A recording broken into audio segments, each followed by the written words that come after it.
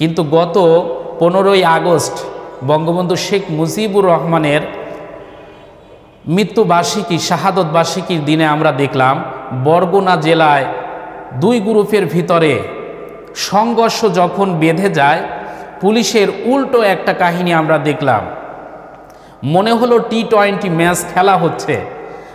বাঙালি ভুলেই গিয়েছিল যে টি-20 ম্যাচ উল্টা দলের উপরও যে হতে পারে, এটা বাঙালি ভুলেই বসেছিল। কিন্তু খেলা যে কোনো সময় পাল্টে যেতে পারে, পাশা যে কোনো সময় পাল্টে যেতে পারে, যে কোনো সময় আল্লাহ পাক যে খেলা পরিবর্তন করতে পারে, এটা জাতি অনেকটা ভুলেই গিয়েছিল। কিন্তু আল্লাহ পাক দেখিয়ে দিলেন যে আমি যে কোনো সময় খেলা পরিবর্তন করতে পারি। সহ বেশ কয়েকটি যানবাহন।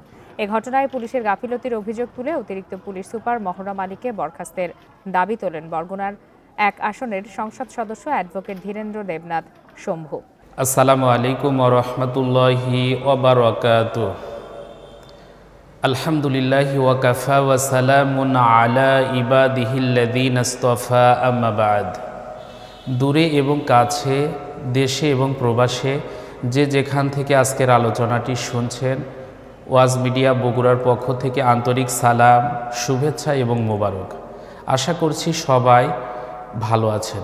আল্লাহ পাক সকল অবস্থাতে আমাদের প্রত্যেককে ভালো রাখুন, এই আশা আকাঙ্ক্ষা ব্যক্ত করে আজকের আলোচনাটি শুরু করছি। আল্লাহ পাক রব্বুল আলামিন পবিত্র কোরআনে কারিমার ভিতরে বলেন, আল্লাযীনা ইযা আসাবাতুহুম মুসিবা ক্বালু ইন্না লিল্লাহি ওয়া ইন্না ইলাইহি রাজিউন। আল্লাহ পাক রব্বুল আলামিন পবিত্র কোরআনে কারিমার ভিতরে বলেন, যখন মুমিন বান্দাদের কাছে কোনো বিপদ এসে যায়, তখন তারা বলে নিশ্চয় আমরা আল্লাহর জন্য আর তার নিকটই ফিরে যাব। সুতরাং সুখে দুঃখে বিপদে আপদে আমরা যে অবস্থাতেই থাকি না কেন, মুমিন ব্যক্তির করণীয় হচ্ছে আল্লাহর উপর বিশ্বাস ইস্তেকামাত রাখা, এবং সে মুমিন ব্যক্তি আল্লাহর প্রতি অগাধ বিশ্বাস থাকার কারণে সে কখনো ভেঙে পড়বে না। মুমিন ব্যক্তি সব সময় যে অবস্থাতেই থাকুক, সে জানে মুমিনের বিজয় দুনিয়া এবং আখিরাত মিলেই হবে। আল্লাহ পাক রব্বুল আলামিন পবিত্র কোরআনে কারিমার ভিতরে বলেন, ওয়া কানা হাক্কান আলাইনা নাসরুল মুমিনিন। আল্লাহ পাক রব্বুল আলামিন বলেন, যদি তোমরা মুমিন হও, আমি আল্লাহ রব্বুল আলামিন অবশ্যই তোমাদেরকে বিজয় দান করে দিব। এই পৃথিবীর জমিনে আমরা দেখি মুমিন ব্যক্তির পরীক্ষা বেশি, মুমিন ব্যক্তির উপর অত্যাচার জুলুম নির্যাতনের স্টিম রোলার চালানো হয় বেশি। কারণ ছাত্র যদি ভালো হয়, তাহলে বারবার তাকে পরীক্ষা দিতে হয়। পরীক্ষা ছাড়া কোনো ছাত্র ভালো, এটা পৃথিবীর ইতিহাসে কেউ প্রমাণ করতে পারবে না। একটা ছেলে যখন ক্লাস 1-এ পড়ে, এর পরীক্ষার মান, এর পরীক্ষার গতি, এর পরীক্ষার ধরন, আর একটা ছেলে বিসিএস ক্যাডার হবে, এ পরীক্ষার ধরন কিন্তু আলাদা। ঠিক মুমিন হিসেবে যার স্তরটা আল্লাহর কাছে পর্যন্ত পৌঁছে গিয়েছে, ওই মুমিন ব্যক্তির পরীক্ষাও হবে অবশ্যই উন্নত মানের। এজন্য যে অবস্থাতে আমরা থাকি, আল্লাহর পরীক্ষায় যেন আমরা উত্তীর্ণ হতে পারি, এজন্য সদা সর্বদা আমরা প্রস্তুতি নিয়ে থাকতে হবে। বাংলাদেশে আমরা বসবাস করি, বাংলাদেশে ইমানের পরীক্ষা চলছে। আমরা ইতিপূর্বেও দেখেছি প্রত্যেকটি মানুষ একটা যেন জীবন্ত জ্বলন্ত জেলখানার ভিতরে আমরা পড়ে আছি। যে যেখানেই আসি না কেন, হক কথা বললেই যেন আজকে বিপদ হয়ে যাচ্ছে। আমরা যদি আজকে কোরআনের কথা যারা বলে, তারা যদি কোরআনের কথা বলে, তারা কোরআনের কথা বলার কারণে পাকড়াও হয়ে যাচ্ছে।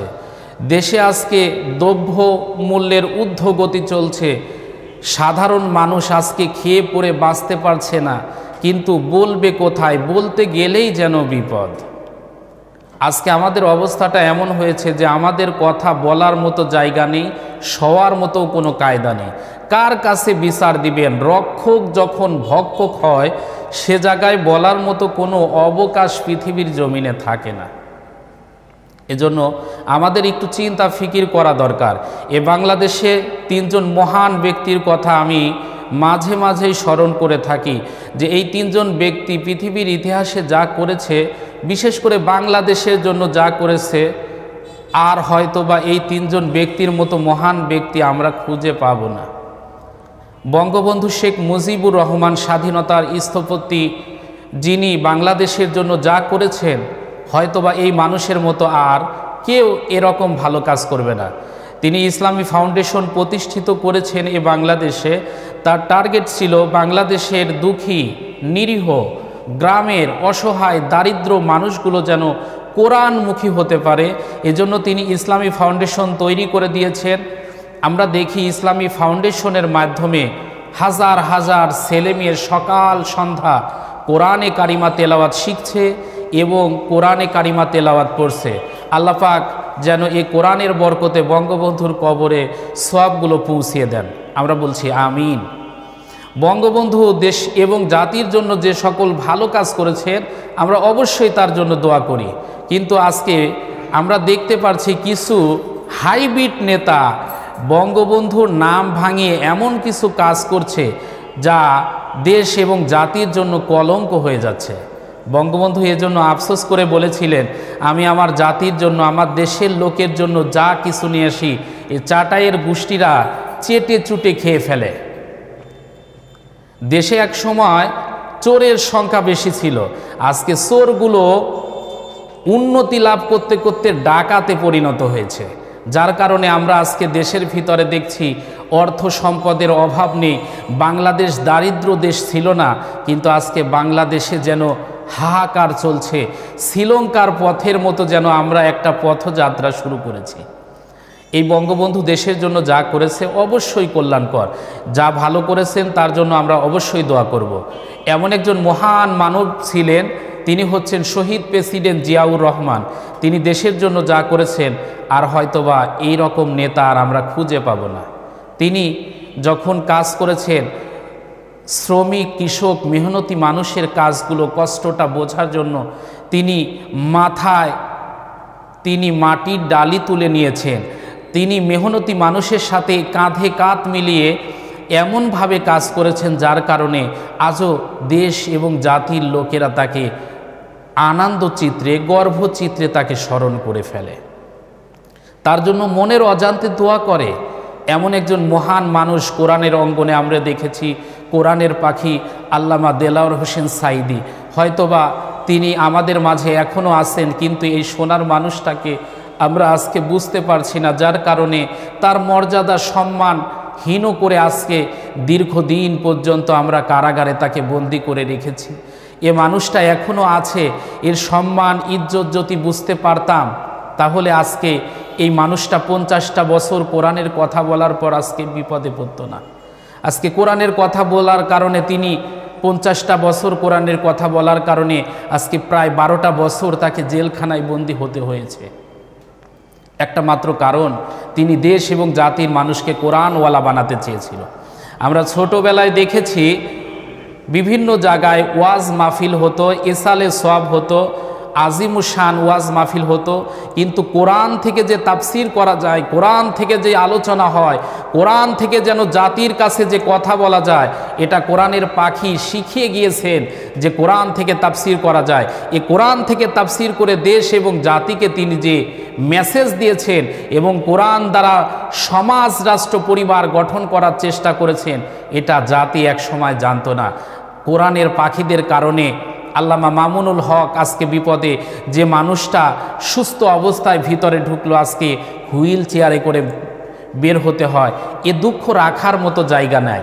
আমরা দেখেছি বিভিন্ন সময় বিভিন্ন সেমিনারগুলোতে পুলিশ, যাদেরকে আমরা জনগণের বন্ধু মনে করি, এই জনগণের বন্ধু একসময় আমরা দেখেছি বিভিন্ন টুপিওয়ালা, দাড়িওয়ালা এবং নিরীহ অথবা অসহায় মানুষের পাশে দাঁড়িয়ে তারা উপকার করেছে। আবার আমরা এ দৃশ্যও দেখেছি অনেক মিছিল, মিটিংয়ে পুলিশেরা লাঠি চার্জ করেছে, অমানবিক নির্যাতন করেছে, হাহাকার করেছে, কান্না করা ছাড়া কোনো গতি ছিল না, দেখার কোনো গতি ছিল না। কিন্তু গত 15ই আগস্ট বঙ্গবন্ধু শেখ মুজিবুর রহমানের মৃত্যুবার্ষিকী, শাহাদত বার্ষিকীর দিনে আমরা দেখলাম বরগুনা জেলায় দুই গ্রুপের ভিতরে সংঘর্ষ যখন বেঁধে যায়, পুলিশের উল্টো একটা কাহিনী আমরা দেখলাম। মনে হলো টি-20 ম্যাচ খেলা হচ্ছে। বাঙালি ভুলেই গিয়েছিল যে টি-20 ম্যাচ উল্টা দলের উপরও যে হতে পারে এটা বাঙালি ভুলেই বসেছিল। কিন্তু খেলা যে কোনো সময় পাল্টে যেতে পারে, পাশা যে কোনো সময় পাল্টে যেতে পারে, যে কোনো সময় আল্লাহ পাক যে খেলা পরিবর্তন করতে পারে এটা জাতি অনেকটা ভুলেই গিয়েছিল। কিন্তু আল্লাহ পাক দেখিয়ে দিলেন যে আমি যে কোনো সময় খেলা পরিবর্তন করতে পারি।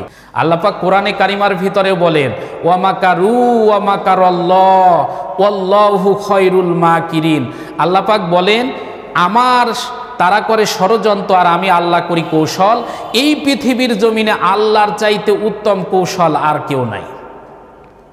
এজন্য দেশ এবং জাতির জন্য যেটা কল্যাণকর আমরা চাইব প্রশাসনের যারা ভাইরা আছে তারা ন্যায়সঙ্গত যেগুলো কাজ হবে, সে যে দলেরই লোক হোক না কেন, সে যে পন্থেরই লোক হোক না কেন, যেটা সৎ যেটা ভালো এই কাজের জন্য যেন তারা সাপোর্ট করে।